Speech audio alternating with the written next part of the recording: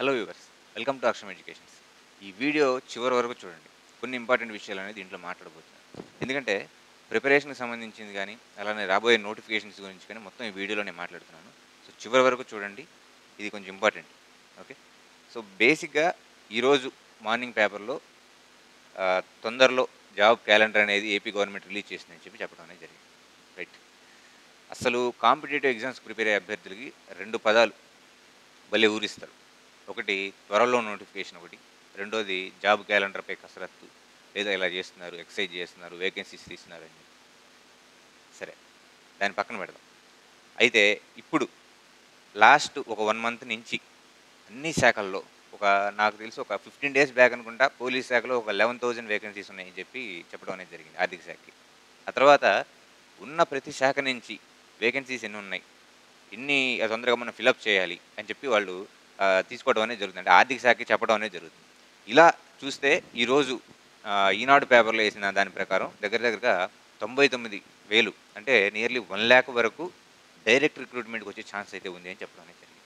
1,00,000 posts అనేవి direct recruitment తీసుకోవడానికి ఉన్నది. అది 1,00,000 ఇప్పుడే వేస్తారా, 20,000 వేస్తారా, 15,000 వేస్తారా అనేది పక్కన పెట్టి, ఓకే. సో 1,00,000 ఇప్పుడే వేస్తారా, 20,000 వేస్తారని వాళ్ళ ఇష్టం అది. కాకపోతే ఏంటంటే జాబ్ క్యాలెండర్కి సంబంధించిన ఏదైతే ఉంటుందో ఈ ప్రాసెస్ అనేది స్టార్ట్ అయ్యింది. నోటిఫికేషన్స్ అనేవి త్వరలో రాబోతున్నాయని చెప్పడం అనేది జరిగింది. ఓకే.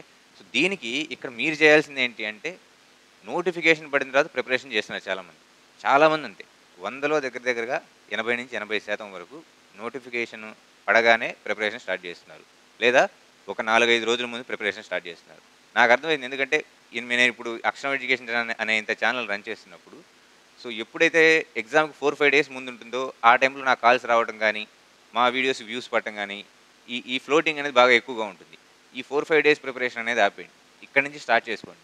ఇక్కడి నుంచి ప్రిపరేషన్ అనేది మీరు కంటిన్యూస్‌గా చేస్తే ఎగ్జామ్ టైంలో మీరు రివిజన్ చేయాలి నోటిఫికేషన్ పడిన తర్వాత. ఈ ప్లానింగ్ అనేది పెట్టుకోండి.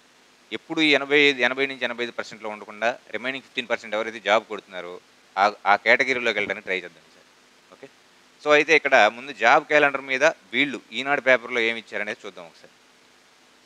అయితే అన్ని శాఖల్లో మొత్తం మీద పోస్టులు ఎన్ని ఉన్నాయి, కాంట్రాక్ట్ ఉద్యోగులు, వీటి వివరాలన్నీ సేకరించారు రీసెంట్గా. ఓకే. దీంట్లో మొత్తం అన్ని శాఖల్లో అంటే ఓవరాల్గా 30% వేకెన్సీస్ ఉన్నాయి. 30% అంటే ప్రతి శాఖలో కూడా 30% వేకెన్సీస్ అనేవి ఉన్నాయి.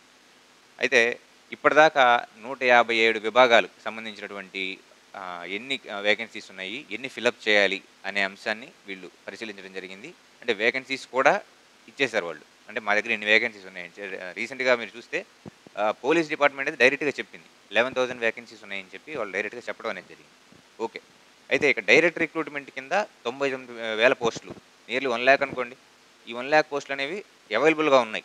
1,00,000. నేను చెప్తున్నాను ఇక్కడ మీ 1,00,000లో ఒక జాబ్ మీదే. ఈ ఒక్క జాబ్ కోసం మీరు ట్రై చేయండి, మీరు ప్రిపేర్ అవ్వండి, ఇట్లా కాదు. ప్రిపరేషన్ అనేది ఇక్కడి నుంచి స్టార్ట్ చేసుకోండి. నోటిఫికేషన్ పడిన తర్వాత అది 10 పోస్టులు అవ్వచ్చు, 50 పోస్టులు అవ్వచ్చు, 2,000 అవ్వచ్చు, ఇక్కడ ఇచ్చిన నెంబర్ 1,00,000 అవ్వచ్చు. ఓకే. ఎంతైనా అవ్వచ్చు. మీరు ప్రిపరేషన్లో కంటిన్యూస్గా ఉండి, నోటిఫికేషన్ రాగానే రివిజన్ కొట్టే పద్ధతిలో ఉండి, టెస్ట్ సిరీస్లు ఎక్కువ రాస్తుంటే అప్పుడు మీకు ఈ ప్రిపరేషన్ మొత్తానికి కూడా వాల్యూ అనేది ఉంటుంది. అలా కాకుండా నోటిఫికేషన్ పడిన తర్వాత చూద్దాంలో, ఇది మాత్రం ఈ ఆలోచన ఎవరైతే ఉన్నారో అది మాత్రం మానుకుని దయచేసి. ఓకే. సో ఇక్కడ 24 విభాగాల నుంచి ఇంకా వేకెన్సీస్ ఏవైతే ఉన్నాయో రావాల్సి ఉంది. 24 విభాగాలు. మరొక 21 కూడా ప్రాసెస్లో ఉన్నాయి. అంటే దగ్గర ఇంకో 45 విభాగాల నుంచి వేకెన్సీస్ అనేవి రావాలి. చూడండి, సచివాలయాలు, గ్రామ సచివాలయాలు ఏవైతే ఉన్నాయో వీటిని షఫిల్ చేయడం కూడా జరిగింది. అంటే వాటిలో ఉన్న ఎంప్లాయీస్ని డిపార్ట్మెంట్లోకి మార్చడం జరిగింది. సో రెవెన్యూ విభాగంలో కూడా ఖాళీలు ఉంటాయి ఇప్పుడు మనకి. ఓకే. సో ఆర్థిక శాఖ దగ్గర ఉన్న లెక్కల ప్రకారం మొత్తం ఎన్ని వేకెన్సీస్ ఉన్నాయో చూద్దాం చూడండి. సో రెవెన్యూ శాఖలో మొత్తం 13,000 ఖాళీలు ఉన్నాయి. 13,000 ఖాళీలు ఉన్నాయి. తర్వాత రెవెన్యూ శాఖలో ఉన్న హెచ్ఓడీలు ఇప్పటిదాకా 4,787 ఖాళీలని గుర్తించారు వాళ్ళు. అంటే 13,000 వేకెన్సీస్ ఉన్నాయి. దీంట్లో 4,800 అనేది తీసుకోవాలి. వీటిలో కూడా డైరెక్ట్ రిక్రూట్మెంట్ ఒక 2,000 వస్తున్నాయి. అదే నేను చెప్పింది. 99,000 అంటే 1,00,000 అనగానే 1,00,000 జాబ్స్ వస్తున్నాయని చెప్పి మాత్రం ఎవరికి హడావిడి పట్టడం, ఆశల్లో తేలడం మాత్రం వద్దు. ఓకే. ఇచ్చిన నెంబర్, ఫైనల్ నెంబర్ అనేది చేంజ్ అవుతుంది. అందులో మళ్ళీ కేటగిరీ వైజ్గా వచ్చేసరికి ఇంకా చేంజ్ అవుతుంది. నీకు కావాల్సింది ఏదో నీ ప్రిపరేషను, ఆ ప్రిపేర్ అవ్వు, డైరెక్ట్ ఎగ్జామ్ రాసుకో, జాబ్ కొట్టేసి అంతే ఇంకా. సో ఇది కావాల్సింది. రెవెన్యూలో 13,000 ఖాళీలు ఉన్నాయని చెప్పారు. డైరెక్ట్ రిక్రూట్మెంట్ 2,600 వస్తున్నాయని చెప్తున్నారు. రైట్. నెక్స్ట్ ఉన్నత విద్యాశాఖలో 7,000 ఖాళీలు ఉన్నాయి. తర్వాత యూనివర్సిటీల్లో 3000 పైగా ఖాళీలు ఉన్నాయని చెప్పడం అనేది జరిగింది. ఇప్పుడు కోర్టు కేసులు వీటి మీద ఆల్రెడీ ఉన్నాయి. వాటిని తొలగించి రిక్రూట్మెంట్‌కి రావడానికి అంటే రిక్రూట్మెంట్ ప్రాసెస్ చేయడానికి రెడీగా ఉన్నారు వీళ్ళు. ఆ తర్వాత చూస్తే పురపాలక శాఖ, పట్టణాభివృద్ధి శాఖలో మొత్తం 27,000 ఖాళీలున్నాయి. ఈ 27,000 ఖాళీల్లో 23,000 ఖాళీలని అంటే వేకెన్సీస్‌ని డైరెక్ట్ రిక్రూట్మెంట్ చేయబోతున్నారు. సో, ఇది హ్యూజ్ నంబర్ కొంచెం. ఈ 23,000 డైరెక్ట్ రిక్రూట్మెంట్ చేయబోతున్నారు. నెక్స్ట్ స్కిల్ డెవలప్‌మెంట్ విభాగంలో మొత్తం 4,000 వేకెన్సీస్ ఉంటే 2,600 వీటిని ఫిలప్ చేయబోతున్నారు. తర్వాత వ్యవసాయ శాఖలో మొత్తం 2,000 అంటే 3,000 ఖాళీలుంటే 2,400 దీన్ని ఫిలప్ చేయబోతున్నారు. పంచాయతీరాజ్ శాఖలో అంటే లాస్ట్ గవర్నమెంట్ టైంలో పంచాయతీ రాజ్ ఏదైతే ఉంటుందో పంచాయతీ సెక్రటరీ పోస్టు దాన్ని సచివాలయంలో కలపడం అనేది జరిగింది. సో, దాన్ని విడిగా చేసే ఆలోచనలో ఉన్నారు.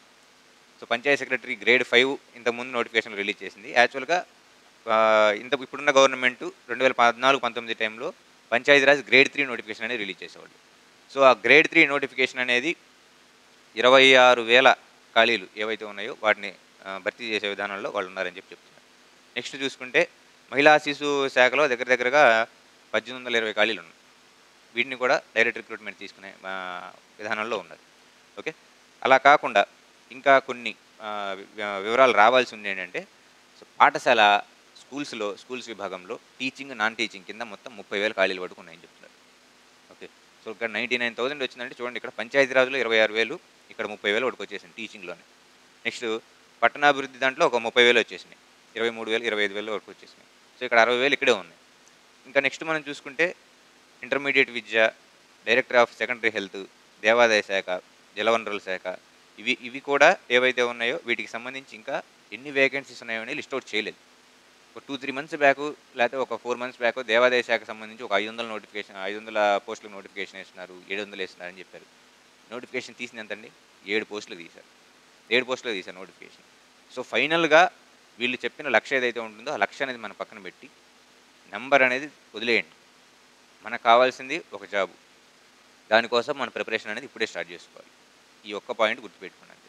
ప్లస్ ఇంకొకటి, మన ఛానల్‌కి చాలా కాల్స్ వస్తున్నాయి. సార్, ఈ వీడియోస్ మీ దగ్గర ఉన్నాయా? ఈ వీడియోస్ మన దగ్గర ఉన్నాయా? ఇవి ఉన్నాయా? ఇవి ఉన్నాయా? అని చెప్పి 2018 నుంచి 2018 నవంబర్ నుంచి ఈ రోజు వరకు అంటే దగ్గరగా 8 ఏళ్ళు ఈ రోజు వరకు మన ఛానల్‌లో అంటే ఆ రోజు నేను కానీ నా ఫ్రెండ్స్ కానీ ఎవరైతే ఈ ప్రిపరేషన్‌లో ఎటువంటి ఇబ్బందులు పడ్డామో ఆ ఇబ్బందులు అనేవి బేసిక్ లెవెల్‌లో ఉన్న అభ్యర్థి కూడా అంటే మారుమూల పల్లెటూరులో ఉన్న అభ్యర్థి కూడా పడకూడదన్న ఉద్దేశంతోనే అక్షర ఎడ్యుకేషన్స్ అని స్టార్ట్ చేసింది యాక్చువల్‌గా. ఓకే. సో, దానికోసం మన ఛానల్‌లో నంబర్ ఆఫ్ ఫ్రీ క్లాసెస్ అందించాం. అసలు ఈ ఫ్రీ క్లాసెస్ ఎన్ని ఉన్నాయి, ఏమేమి ఉన్నాయని చూసుకోవడం కూడా కొంతమంది అభ్యర్థులు రావట్లేదు. సో, దయచేసి ఒక విషయం గమనించండి. మన ఛానల్ ఓపెన్ చేయగానే ఇక్కడ ప్లేలిస్ట్ అనేది ఉంటుంది. ఆ ప్లేలిస్ట్‌లు చెక్ చేయండి. మేము చేసిన ప్రతి ఒక్క సబ్జెక్ట్‌కి ఒక ప్లేలిస్ట్ క్రియేట్ చేసాం. నంబర్ ఆఫ్ వీడియోస్ స్క్రోల్ చేయండి. చేస్తే 1000 వరకు ఫ్రీ క్లాసులు మేము అందించాం. సో, అది కూడా గమనించండి. ఓకే. ప్రతిదానికి పర్చేజ్ చేయాల్సిన అవసరంలా. మన దాంట్లో ఫ్రీగా ఉన్నాయి. వీడియోస్ చూడండి. నంబర్ ఆఫ్ వీడియోస్ అనేవి మీరు ఎక్కువ చూడండి. ఎక్కువ ప్రిపేర్ అవ్వండి. మెటీరియల్స్ కావాలంటే కాంటాక్ట్ అవ్వండి. అక్కడ నెంబర్ ఉంటుంది నాది. ఒకసారి కాంటాక్ట్ అవ్వండి.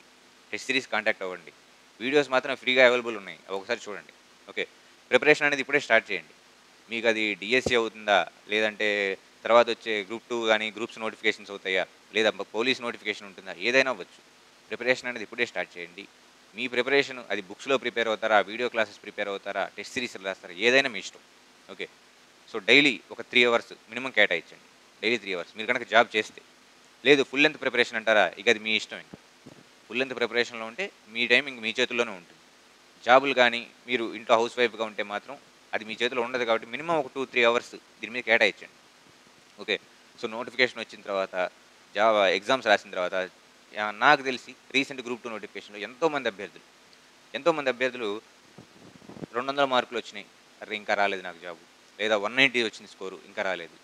ఈ జోన్‌లో నాకు 200 వచ్చింది. వేరే జోన్‌లో 190 వచ్చిన వాళ్ళకి జాబ్ వచ్చినట్టు సెలెక్ట్ అయ్యారు 1:2లో అని చెప్పి.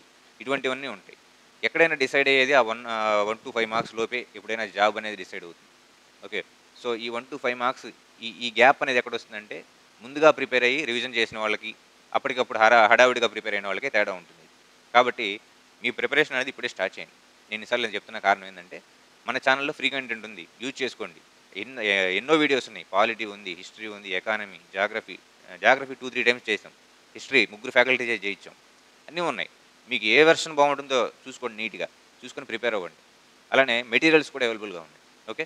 సో అంతేగాని ఇక్కడ ఫస్ట్ ఒక 4 వీడియోస్ చూసేసి లేదా ఒక 5 వీడియోస్ స్క్రోల్ చేసేసి ఇంక తర్వాత చూద్దాంలే ఇంకా చాలా ఉన్నాయిలే అనుకోవడం కాదు. ప్లేలిస్టులు చెక్ చేసుకోండి. ప్లేలిస్ట్‌లో కంటెంట్ చాలా ఉంది. ఈ వీడియో ఉందా? ఈ వీడియో మన దగ్గర లేదా? అని ఎమ్మటే చాలామంది కాల్ చేస్తున్నారు. సో, మీ అందరికి నేను చెప్పేదేంటంటే ఒకసారి ప్లేలిస్టులు చెక్ చేయండి. మన ఛానెల్‌లో ఉన్నంత కంటెంటు, ఉన్నంత ఫ్రీ కంటెంట్ ఎవరు ప్రొవైడ్ చేయలేదు, చేయరు కూడా. ఓకే. ఇన్ని సబ్జెక్ట్స్ ఇంతమందికి పేమెంట్స్ అంటే ఫ్యాకల్టీస్‌కి పేమెంట్స్ ఇచ్చి మేమేంటంటే ఒక ఒక పద్ధతి అనుకున్నాం. నేనెలా ఇబ్బంది పడినానో అలా అలా ఎవరు ఇబ్బంది పడకూడదనే ఉద్దేశం నేను పెట్టుకున్నా కాబట్టి ఇలా చేసాం. రైట్.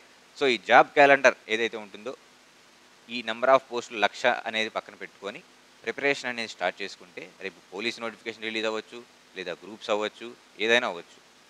లేదంటే పాలిటెక్నిక్ లెక్చరర్స్ అవ్వచ్చు. ఏవి రిలీజ్ అయినా గానీ మనకి ఇప్పటి నుంచి ప్రిపరేషన్‌లో ఉంటే క్వెషన్ ఎలా ఇచ్చినా చూడండి రీసెంట్ గ్రూప్ 2లో డైరెక్ట్ క్వెషన్స్ ఇచ్చారు. ఎక్కడికక్కడికో ప్రెస్ ఇన్ఫర్మేషన్ బ్యూరో వాటి నుంచి వీటి నుంచి అన్నీ డౌన్‌లోడ్ చేసుకొని ఇంతింత బుక్స్ ప్రిపేర్ చేశారు మార్కెట్‌లో. వాటి వల్ల ఏమి యూజ్ ఉండదు. మనకి బేసిక్స్ అనేవి స్ట్రాంగ్‌గా ఉంటే క్వెషన్ ఎలా ఇచ్చినా మనం చేయగలుగుతాం. ఓకే. సో, అందుకే చిన్న చిన్న షార్ట్ వీడియోస్ కూడా మన ఛానెల్‌లో బేసిక్స్ నుంచి చేసుకోవాల్సిన కారణం అదే. ముందు ప్రిపరేషన్ అనేది స్టార్ట్ చేయండి. ఆ తర్వాత నోటిఫికేషన్ పడినప్పుడు మిగతా రివిజన్స్ అనేవి రెడీ అవ్వండి. ఓకే.